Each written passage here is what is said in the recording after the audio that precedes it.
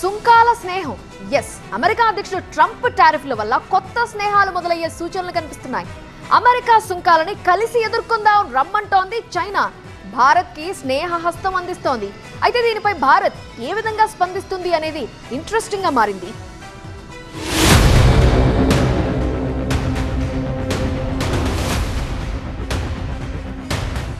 April 2న America అధ్యక్షుడు Trump అమలు చేసిన సుంకాల వల్ల బద్ధ శత్రువులుగా ఉన్న దేశాలు కూడా మిత్ర దేశాలుగా మారే అవకాశం కనిపిస్తుంది. భారత్, చైనాల మధ్య పచ్చగడ్డి వేస్తే భగ్గుమనే పరిస్థితి ఉంటుంది. కానీ ట్రంప్ టారిఫ్ల వల్ల ఇప్పుడు రెండు దేశాల మధ్య స్నేహపూరిత వాతావరణం ఏర్పడే పరిస్థితి కనిపిస్తుంది.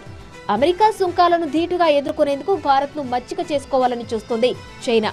ఈ రెండు దేశాలు కలిస్తే అమెరికాను ఎదుర్కోవచ్చు అంటూ భారత్కు లేఖ రాశారు చైనా అధ్యక్షుడు జిన్పింగ్. కలిసి ఉంటే ఎదుగుతామని భారత్కు స్నేహహస్తం అందిస్తున్నారు జిన్పింగ్. భారత్, చైనా దేశాల మధ్య దౌత్య సంబంధాలు ఏర్పడి 75 ఏళ్లు పూర్తయిన సందర్భంలో కూడా ఆసక్తికరమైన వ్యాఖ్యలు చేశారు జిన్పింగ్. ఏనుగు, డ్రాగన్ తరహాలో ఇరు దేశాల మధ్య సంబంధాలు ఎదగాలని, బలోపేతం కావాలన్నారు.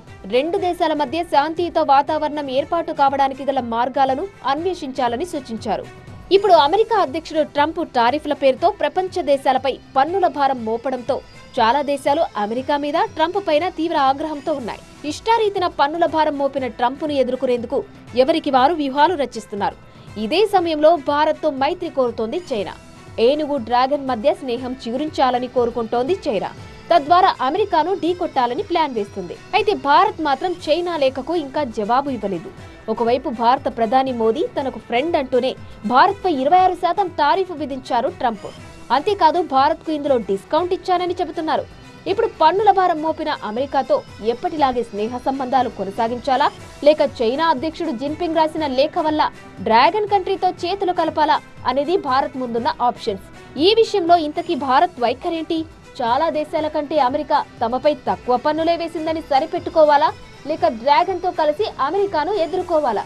ఈ విషయంలో భారత్ నిర్ణయంపై చాలా దేశాలు కూడా ఆసక్తిగా ఎదురుచూస్తున్నాయి.